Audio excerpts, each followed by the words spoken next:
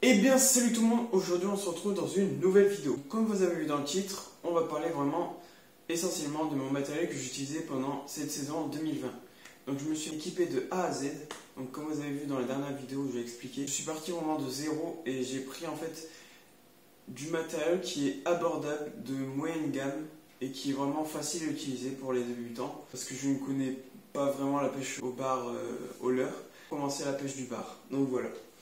Donc en premier temps, on va parler de ma canne. Donc c'est des cannes moyenne gamme que j'utilise, donc abordables pour les débutants et même les experts l'utilisent. Des cannes vraiment fiables et qui sont faciles à utiliser. Ensuite le moulinet que j'utilise, on passera les descriptions après. Mais ensuite la tresse que j'ai utilisée, donc je pêche en tresse cette fois, j'ai vraiment voulu essayer la tresse.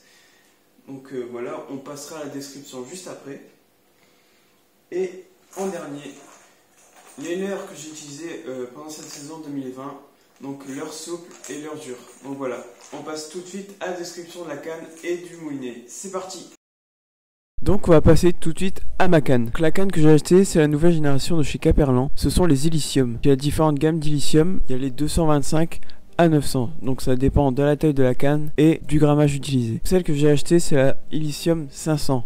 Donc elle coûte 50 €, elle est vraiment pas chère. Et elle mesure 2,10 m pour un grammage de 10 à 40 grammes. Donc c'est un grammage qui va être vraiment sur un large panel de leurre. Donc vous pouvez pêcher en surface ou sur le fond. Donc j'ai choisi celle en 2,10 m parce que c'est une canne vraiment légère qui va passer vraiment partout. Quand je pêche dans les zones portuaires, c'est assez encombré, donc je voulais pas vraiment prendre une grande canne. Donc je suis parti sur la 2,10 m. Donc vous pouvez voir aussi sur la canne que les finitions sont assez exceptionnelles pour le prix. Vous avez aussi les anneaux Fuji, donc ce sont les anneaux que vous retrouvez sur les cannes Tenryu qui coûtent entre 500 et 600 €. Caperlan a vraiment fait un gros effort à ce niveau-là et c'est vraiment sympa de leur part. Ça permet d'accéder à des produits de qualité sans se ruiner et je trouve ça vraiment formidable. Donc vous pouvez voir sur cette canne, donc sur le dernier emmanchement, vous avez 6 anneaux. Donc ça va vraiment permettre lors du lancer un profilage du fil qui est vraiment exceptionnel et vous pouvez faire facilement des lancers entre 40 et 50 mètres. Ça dépend aussi de votre diamètre de fil bien sûr, mais moi je peux vraiment atteindre ces distances et c'est vraiment sympa si vous pouvez pêcher en surface. Les bars sont assez loin. Franchement je vous la conseille cette canne pour pêcher le bar. Grâce à la disposition en fait des anneaux, ça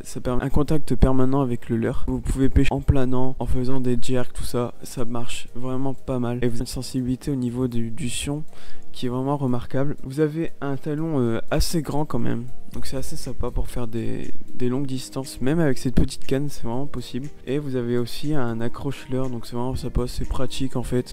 Ça évite aussi de mettre sur les anneaux et de les abîmer. Donc voilà, c'est vraiment une canne polyvalente qui va être sur une qualité-prix vraiment supérieure par rapport aux autres produits. Donc la gamme Illicium elle va de 30 à 90 €, donc c'est des cannes qui va vraiment pas coûter cher. Vous pouvez pêcher en surface toute la journée sans aucun problème. On va passer tout de suite au moulinet et son fil. Allez, c'est parti. Et donc on se retrouve avec le moulinet. Donc c'est un moulinet que j'ai acheté à une valeur de 50 €. Puis il est pas très cher, ça va encore. C'est un moulinet de chez Daiwa, donc c'est le Ninja LT3000. C'est un moulinet de 3000, donc il passe vraiment partout. Et ça permet de pas être vraiment encombré. Il est vraiment pas lourd, donc ça permet de pêcher vraiment toute la journée avec. Voilà, il est très fluide au niveau du moulin. Le frein est très précis, donc ça permet de combattre efficacement les rushs des bars. J'utilise pour le bar, mais vous pouvez aussi l'utiliser pour le carnassier en général ou autre style de pêche. C'est vraiment une dimension qui peut vraiment passer partout et c'est assez agréable à pêcher avec. Donc voilà, on a fini avec le moulinet, donc on va passer tout de suite à la bobine. La bobine que j'utilise, bobine en 5 bras de chez Caperlan, c'est du 13 centièmes, c'est vraiment pas gros. Je pêche assez fin les bars parce qu'ils sont assez éduqués là où je pêche. Je mets un bas de ligne en fluorocarbone. Donc un bas de ligne de 25 centièmes pour du 6 kg. Donc c'est une bobine de chez Bertlet, donc ça fait longtemps que je l'ai. C'est un bon équipement vraiment pour les, on va dire, semi-débutants, pour être confortable au niveau de la pêche. Mais après la canne ne fait pas le pêcheur bien sûr. C'est assez agréable comme équipement pour débuter, je trouve. On part quand même avec des bagages assez bien fournis. Niveau ergonomie on est vraiment pas mal, donc voilà.